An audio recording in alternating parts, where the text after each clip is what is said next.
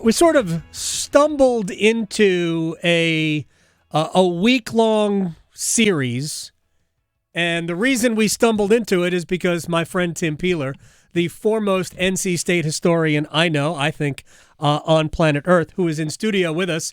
If we can get a two-shot. Can we get a two-shot, Tim? Just say something, Tim. So hey, what's going on, Adam? How you doing today? There you go. There he's here. So it was our conversation on, I guess it was last Thursday night, when the news came that Dick Sheridan had passed, and then we were talking about that was the best era of NC State football, and maybe that can be debatable, but we'll talk about it. And it really got me thinking, summer's the perfect time to do these types of things. And so each day this week, we're going to kind of explore what the best era was of each of the major programs, the 6 major programs in the state, with all respect to the Campbells and the Elons of the world. We've got ECU and App, and then the 4 ACC schools. So let's start our conversation. And it is the Dick Sheridan era, right? The best era. 7 years, 1 losing season, 4 years of at least 8 wins when it mattered. Right. Now it's a lot easier to win 8, right? I mean, to be honest, just about every good program should have a couple of 10-win seasons. Right. So, I mean, it's built to be that way because you get yourself into postseason play, and there is no lack of postseason play these days by winning 8 to 10 games. That is not a indictment or a criticism of the current things. I'm personally a big fan of the bowl system. I don't like the college playoff system that we have migrated to. But back then, it was a bigger deal. Going back to the 70s, Sure. NC State's won 7 ACC championships, right? 5 of those times, they did not go to a bowl game. After winning the ACC? After winning the ACC. Somebody in the SEC saying right now, see, it just means more here. Means more. There are a lot of things that went into that, including a significant basketball probation that kept NC State's football team from going to a bowl game. But it is true that they have been very successful. If you look at the 60s and the 70s for NC State football, there were times they won the ACC championship and did not go to a bowl game. That is remarkable. All right, so let's start with a kind of a broad look, and then we'll kind of narrow it down. Okay. And Tim Peeler is in studio with us. Are you on Threads yet? I am not. I mean, I have seen the migration of everybody from Not really. What was it, Mastodon to to Camel Talk to what? I'm just making these things up. To I Threads. thought you were going to say something else. That's No. terrible. It's my fault. My fault. My brain. I see where your brain goes. My brain on a Monday. But I'm still deciding whether I want to use Twitter or not. I don't blame you one bit. Twitter is still more user-friendly at this point. Friendly might not be the right word, but it's still more user-easy. Is the Sheridan era, those 7 years, that as good as NC State football has been? Well, I would say that for the longest sustained time, yes. But there were times when Earl Edwards, in his 16 years as head coach at NC State, he won 3 consecutive ACC championships. 2 of those were shared, but 63, 64, and 65. He won it again in 68. Those were good eras for the ACC, but most of the time when he won those ACC championships, they didn't have a winning record. They were 5-5. They only played 10 games at the time. It was an unbalanced league. They didn't always play every team in the league. So that is a sustained era of success. Lou Holtz came in and had an unbelievable record for what NC State. He lost 1 home game in 4 years at NC State. They went to bowl games every year. That was something that NC State had not ever experienced, but it was a flash in the pan. And while I consider the Lou Holtz, Bo Ryan era to be one thing because one came from the other, the Sheridan era basically reset NC State football from 3 consecutive 3-8 seasons, 5 out of 6 losing seasons, whatever it was, prior to him arriving. At the same time, college football growing at a different rate. That era was unbelievable because it was unexpected and unanticipated in a lot of different ways. Tim Peeler is in studio with us. So why did Bo Ryan? I mean, I legitimately do not know the answer to this. Why did Bo Ryan leave? He got an offer from LSU. Oh, okay. That makes a lot of sense. Yeah, and so you know the story of Bo Ryan. He took the job, and then he was out recruiting in January right after taking the job, less than 2 months, and he was on a plane that depressurized and crashed into the Atlantic Ocean. Same thing that happened to Payne Stewart. Same thing that happened just a couple of months ago in New York, where a plane depressurized and crashed. So that's what happened to Bo Ryan. Bo Ryan was 33 when he took the head coaching job at NC State. He was 36 taking the job at LSU. Wow. He could have still been coaching right now. Yeah, probably. and so he had a huge future in front of him, but because he left and then immediately after, Willis Casey, who was the athletics director at NC State during that time, was known for finding great coaches. He found Lou Holtz. He hired Kay Yao. He hired Jim Valvano. He hired Richard Sykes and Bob Guzzo and all the people who had success in so many different eras of NC State athletics, but he failed on 3 different occasions to get the guy that he wanted to be the football coach. He wanted initially Pat Dye from East Carolina to replace Bo Ryan. He wanted John Cooper at one point to replace Tom Reed. He had other people in mind, and he didn't get those guys, including Sheridan in 1982. He tried to hire him then. But Sheridan had 2 kids in high school who wanted to graduate from high school. So it wasn't until 1985 that Willis Casey was able to get the person that he wanted for at least 4 or 5 years to become NC State's football coach.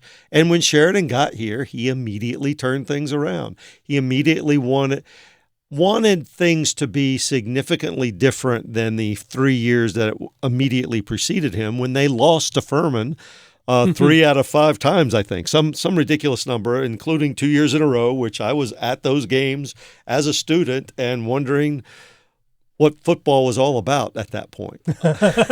Well, there are people, although I think they have maybe unrealistic expectations, who are still worrying about that. So explain, because when I got here, it was Mike O'Kane who took the job after Dick Sheridan left. Explain what was great about the Sheridan era and why was it so successful? Again, he had the best other than Lou Holtz. Sheridan has the best winning percentage in NC State history. Explain what it was about. What was their hook? What was their style? So his style was, we have the Diamond NCS. He brought that with him from Furman, the proud place from which my wife graduated, and my son is about to graduate from. Oh, look at you! So he brought that with him from there, owned the copyright to the logo, changed NC State's athletics department logo to a Diamond NCS, even though there had been versions of that in the past. But he came in and changed a culture of, these are the guys I want to play for NC State, and these are the guys I want to play in the system that I develop.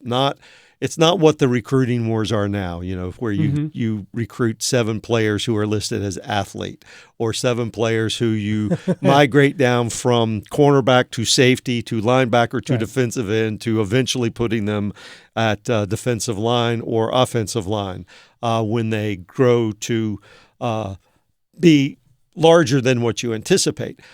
He found guys who were 225, 250-pound offensive linemen from Greer, South Carolina, or from Airport High School in Columbia, or from Eastern North Carolina, brought them in and taught them to do the things exactly the way that he wanted. And that if that meant practicing a play 150 times a week, then he would do that.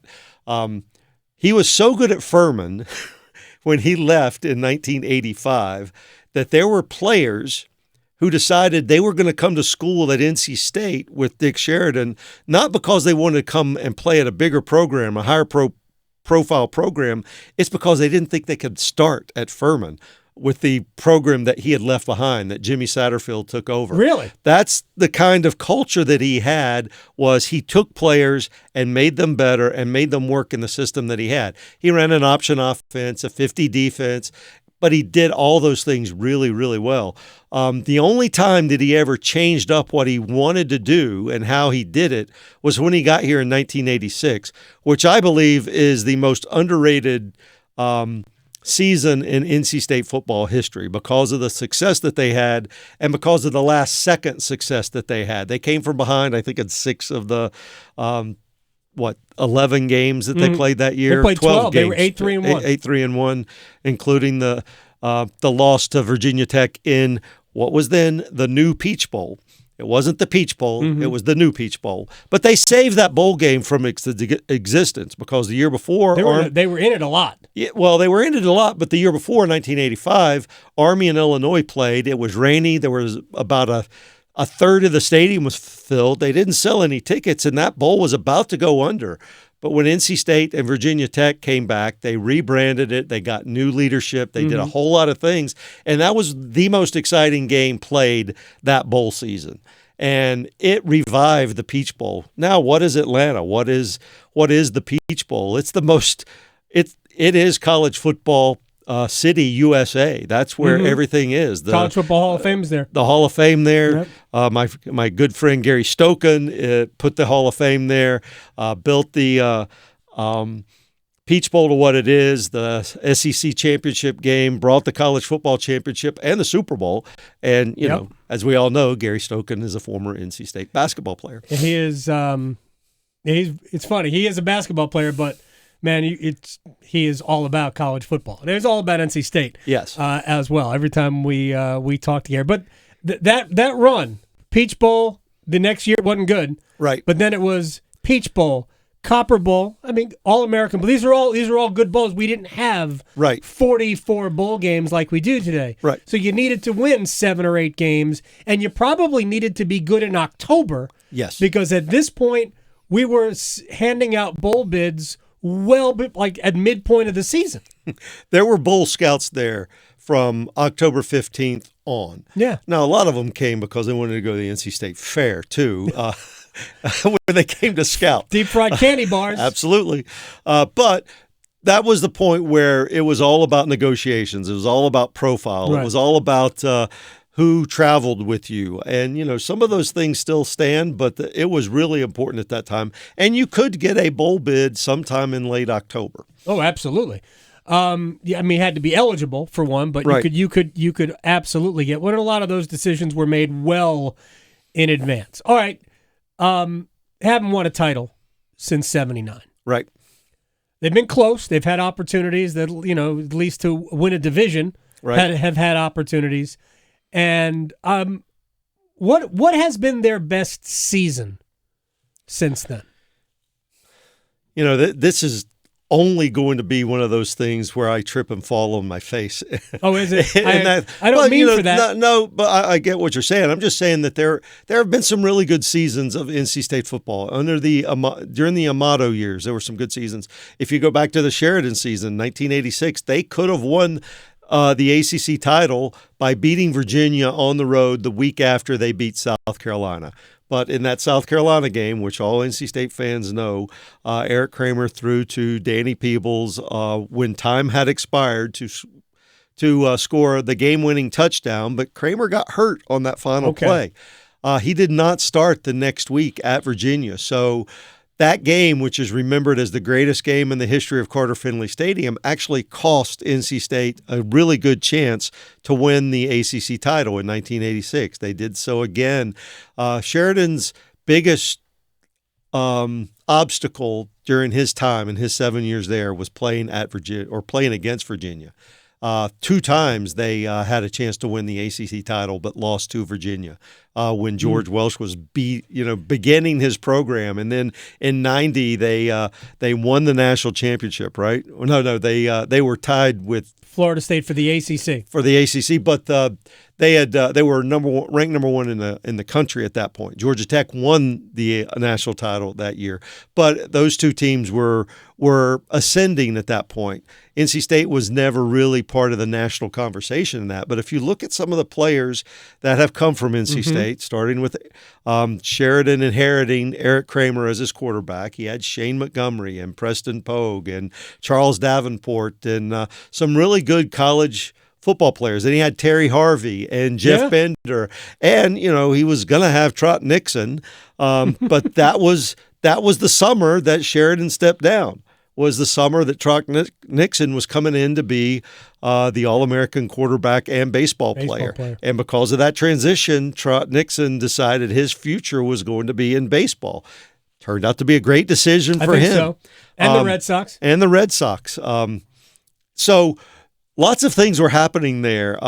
Sheridan stepped down in the summer of '93 after taking NC State to the Gator Bowl after the '92 season, losing to Florida in what people know as the Fog Bowl, which was the only time I've ever sat in the top of a stadium and looked down on a cloud. Never saw any of the game because it was so foggy on the field, but not as much higher up in the stadium. Anyway, they lost that game to Florida. Lots of things happened during the spring and summer of '93, and he stepped down about 6 weeks before the season started, June 29th, 1993. Mike O'Kane was a good coach. I remember Bobby Bowden saying once, and we're going to have to take a break here, and we'll come back, and we'll talk more about college football in general. Bobby Bowden once said that his most difficult game planning was to stop a Mike O'Kane offense. And a lot of that came from, Mike O'Kane developed the Dick Sheridan offense. He was the offensive coordinator. He was the offensive coordinator. He had played for Dick Sheridan at Orangeburg High School, so that was his first coach. Mike O'Kane's first coach was Dick Sheridan. They won a South Carolina State championship with a 13-0 record. Mike O'Kane went on to become Clemson's quarterback and then became a coach. But they had a system. I know people don't like to talk about systems very much, but they recruited to fit people into their system. They didn't always take the best players because a lot of times they couldn't get the best players, but they made the best out of the players that they had. Did Mookie Wilson play for Dick Sheridan at Orangeburg High School? I do not believe so. Oh, man. Don't say that name in my presence. Why? I still remember Mookie is my guy. The day of the NC State Clemson game. NC State beats Clemson, which was ranked at number 15 on national television. I was working for CBS that day. I introduced the concept of a corn dog to Brent Musburger, and NC State beat Clemson 27-3. That night was Game 6 of the 1986 World Series. Excellent. What do you mean, It's fantastic. No, it wasn't. Great day. The Red Sox. I grew up as a tortured Red Sox fan because of Jim Ed Rice, and then they had it. It was all there. They named Bruce Hurst the MVP, and then they did not make the one defensive change they made every single game. Dave Stapleton at first. Yep. I understand. Get Buckner out of the game. I get it. All right. Tim Peeler is here, NC State historian at TM Peeler on Twitter. Eventually, you'll get to Threads like everybody else. But Threads has to get better before we all go there. Threads is not there yet. It's not there yet. It's new. It's brand new. Mark Zuckerberg, of course, he'll figure it out. All right. The current state of college sports. You're not a fan. I'm not going to say I'm not a fan. You're a fan of college sports. I'm a fan of college sports. I'm also a fan of the kind of college sports that I grew up watching. I think as all people are. I grew up, my formative years were watching Tommy Burleson and David Thompson and Monty Tao play. And then my graduating year of high school was 1983, and I had been accepted to NC State. That was a different kind of era of sports and athletics. And I was just starting to understand it. And I think I finally just started understanding how college athletics worked when I left the newspaper business in 2004. So it takes a long time to learn some of those things, to know about it. And we are now in one of the 5 greatest eras of changing college athletics that has ever been. If you go back to, say, the formative years of the NCAA when it was created in 1905 because of the death of so many football players, or 1935 when Frank Porter Graham came up with the Graham Plan that essentially eliminated all possibility of scholarships and all intercollegiate athletics, and that was from the president of the University of North Carolina system. And then you had the sanity rules of 1948, where the NCAA tried to bring things back under its control without any enforcement. And then you had the 1952 plan to redo it. Then you had, Prop 48 that changed how things were recruited. That was one of the that is one of the times of the biggest change in college athletics. Spectacular doesn't have to be good. Right. And so those are the eras that I don't remember all of those, but I know about all of those eras and how things changed. And we're right now in like a decade-long change, all created we're not even close to finishing. We're not close to finishing. No. It's all because of the television money that has been injected into it. That all started about the same time as Prop 48, when that was another opportunity, or at least chance to change athletics, change the recruiting of athletics because of what college athletics was becoming. And that was something that was on television every week, every weeknight just about. Then the cable TVs came in and started injecting all kinds of money and all kinds of things. I'm just not to a point where I think some of the things that are out there now, the way college athletics is changing, is too far afield from what I grew up with. All right. Your thoughts on name, image, and likeness and what that has... What has it done? I never thought it would get to the point where it's at right now, because I never thought that the name, image, and likeness would get into women's athletics as much as it has.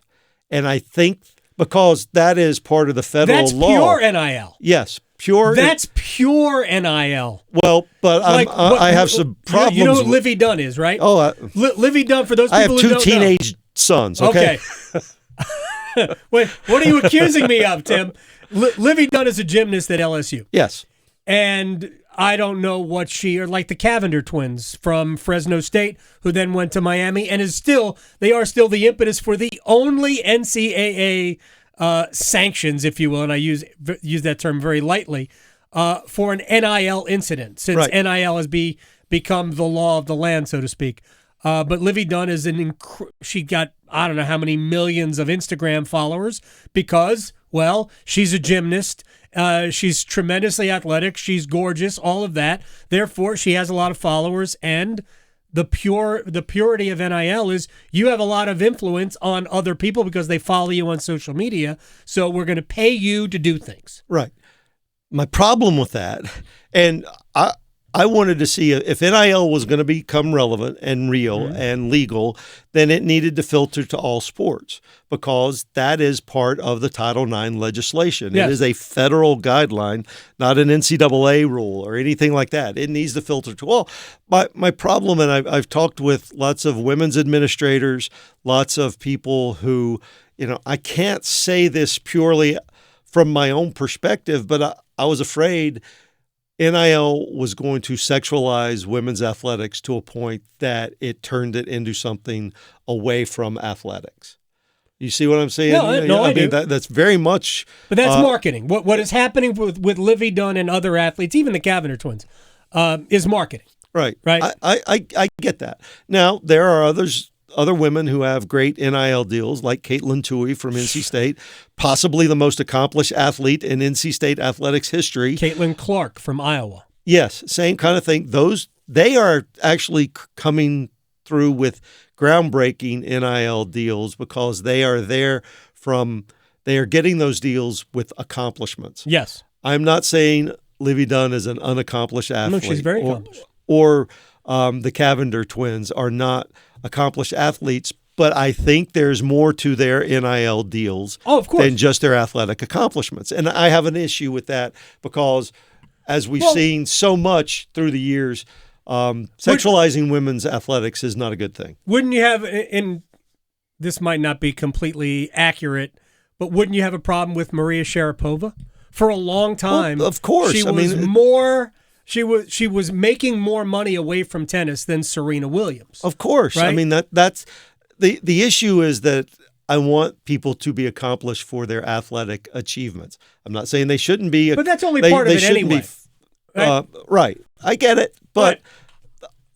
I know. I understand. I like to say the purity of the sport. I'm not sure any of the sports are truly pure. Or have they ever been? They have not. So what I was going to ask you, because now we have the collectives, and the collectives are, and I don't think we're far away from the collectives actually being under the umbrella of the university. Right. I think that's going to happen at some point. But I will just say that, don't you think David Thompson and Tommy Burleson and some of those other guys might have been getting $500 handshakes? All I know is that David Thompson would often jump to the top of the backboard, get a quarter, but he would leave the 2 dimes and a nickel. In the NIL era, that might have been different, but that's what he used to do. So that's been my argument, is that, man, these things have been going on for so long. The $100 handshakes have been part of it for a long time.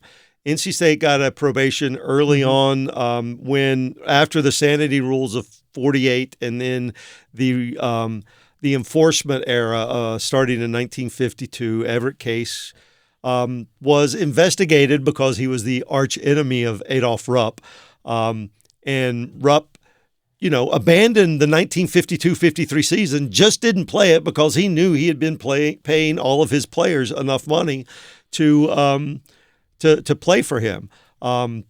So NC State got into trouble for offering a player's girlfriend 7 years of education, including a degree from Duke. Really? That's interesting. And it was also got a probation for giving one of the greatest players in NC State basketball history a set of golf clubs and a membership to Carolina Country Club to come here to play. So those things happened all the time. Of course. Going back to the 30s when things were truly difficult. I know of an instance where a coach, I'm not going to name him at this point, traded his best 2 high school recruits for a handful of credits to get his degree. What? Okay. These things go way back. There were all kinds of difficult times in college athletics. NC State, North Carolina did not play for 20 years in any sport because they couldn't agree on what the eligibility standard should be from 1905 to 1920 or 1918 when they were forced to play each other.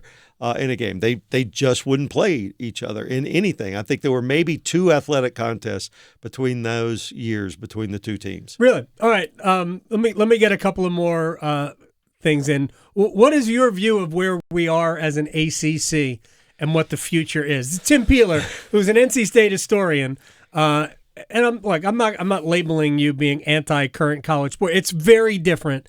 And I think that and you and I are basically the same age. Right. You graduated high school in 83. I graduated high school in 84. I'm much more militant about. No, I graduated early because I was that smart. I'm not going to make any comment about me.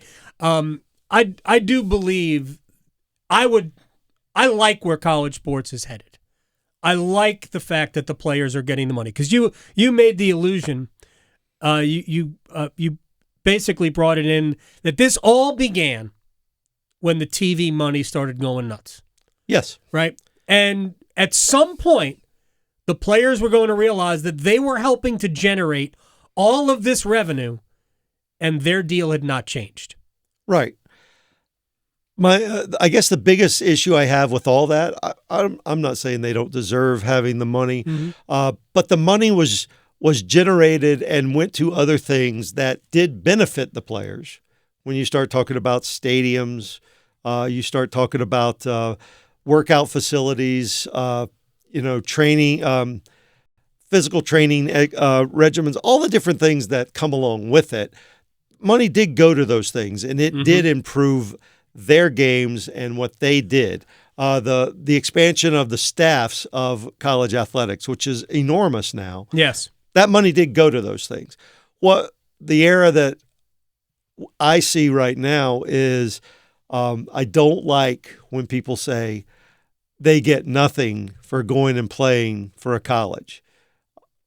Well, I don't think they get nothing. I would never say they get nothing. I know, but some people do. I would just say, I'm just saying that they only get a college education, or they only have the opportunity to get a college education. And I don't like the devaluation of what a college education is. Well, except that the NCAA, the individual schools, to varying degrees, have devalued the education themselves, right? I don't disagree with that. Because, and this is what I have been saying for I don't know how long, decades. I've been doing this 25 years, into 3 decades, that the college education has a value, but that value varies from player to player, right? It definitely depends on what the player gets out of it. What the player wants out of it. Right. What the university wants to give the player out of it what happened at UNC, the Carolina way, and they were different than everybody else. As it turns out, no, they weren't, or worse in many cases than anybody else. I'm not here to disparage a sister institution.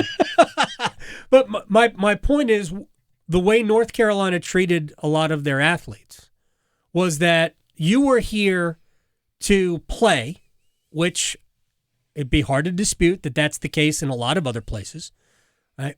But you are not. You are here to be. We are going to keep you eligible more than we are here to educate you. That is what the university did in many cases, not across the board, but in many cases. I don't want North Carolina to go, what are you talking about? Like, unless you're in denial, you can't possibly think that what all of those reports were not based in truth. So here's the main thing that I will say out of this, that I've talked with enough. Gosh, we only have 2 minutes left.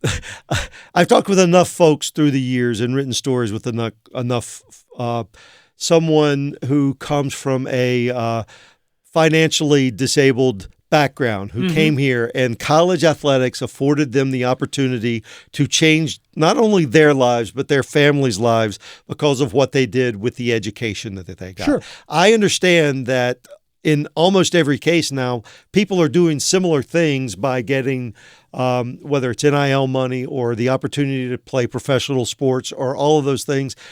But as someone who has worked at a educational institution for the last 20 years, I always think that the best and most important thing that you can get out of the opportunity to play college athletics is the opportunity to get an education. And I want to see that still going. I see the future of college athletics is that at some point, whether it's soon or later on down the line, that athletics will be disassociated with the universities. They will be club teams. They will be teams that maybe are affiliated with the university, but not necessarily populated by college athletes. Not necessarily, the college education will be an above and beyond benefit of being part of someone's athletics program. Steve Logan once said this to me, and Steve is going to come on the show on Wednesday. Logan said that his idea would be you don't have to go to school while you're playing. That you come here, you play football for us. Right. And we'll give you 6 years to get your education whenever it is you want. Right. To get your education. And there are lots of programs going on at different colleges right now. NC State has one. I know Carolina has one as well. Everybody has them where they will welcome back former athletes to pursue those degrees. I think that's great because the ultimate goal should be turning that athletic ability into an educational opportunity. All right, we'll close on this. Tim Peeler at TM Peeler on Twitter because he's not on. It's actually at Pack Tim Peeler. Oh, Pack Tim Peeler. Did you change that or did I have this wrong forever? You probably had it wrong forever. Gosh, I'm so dumb. At Pac Tim Peeler. I think these two things are very similar, because the overwhelming majority of college athletes probably get more out of the system than they are worth to the system. Right. Right? So whether it's the non-revenue sports who maybe don't get full scholarships, but they're partial scholarships, and you can always cover a lot through grants and things like that. They get a lot out of the system. Whereas this is the old system, right? This is before pre-NIL. The star players were getting barely anything based on what they provided. So relative to what they provided. So let's just say Tommy Kramer or Torrey Holt. When you are a superstar in a high profile sport, you provide more than you take. Right? Possibly, yes. I mean, I think in those cases it was true, and I've said this about coaches. There isn't a single coach in college football or basketball who is appropriately paid. You are either incredibly overpaid or incredibly underpaid. That's the way I look at it. Right, I get that. I get that there is a lot of money involved, all of it coming from television. I don't see in a lot of ways where the money is improving the educational opportunities. No, it's not. Or the money is improving the overall athletics presentations for Division III, Division II, NAIA, any of the things that everybody needs to feed the industrial complex, the athletics industrial complex that we've created, going back into middle schools, high school, travel teams, all those different things. We are feeding education through athletics. Television is feeding a lot of money into athletics. I just want to see us use all of that opportunity to create better and more educated folks who use that opportunity to improve their lives and the lives of their families. But it's going to more strength and conditioning coaches. That is probably true. I don't know. I try not to know how much everybody else makes. No, it's not about that. I mean, you could just see there are Chip Patterson likes to call how many polo shirts you have. Right. Right. The staffs keep getting bigger, right? And to some extent, and that's really just football because that doesn't happen with the other sports. But we're not really spreading that money is not going to fund the things that would make a lot of other people's experiences better. It's going to help justify, like, football pays for everything, so we're going to throw all of that money. We waste a lot of money, right? Yes, I could give you several examples of there's a lot of wasted money. A lot of wasted money is not just in college athletics, but in programs that we feed money to all the Governments, time. Right? Yes. Do a lot of money wasting. Yes. All right, sir. We going to fix it? Is it college sports going to be fixed? We can have the ACC in 10 years. Until today, nobody asked me how I would fix it. But I don't know. I mean, I'm a vested observer more than anything else. That's all I've ever been, is just someone who watched and reported and wrote about sports. So I don't know. I can't say as I have any answer, but I'll be here to write about it when somebody does come up with a brilliant idea. Oh, we didn't even talk about it. Real quick. Tell me what do you want to even reveal a book you're working on? Well, or no? I'm working on a couple of things right now, but I would really like to write a book that tells the story of the most important person in the history of the state of North Carolina athletics. And I'll just leave it at that. Okay. Oh, intrigue.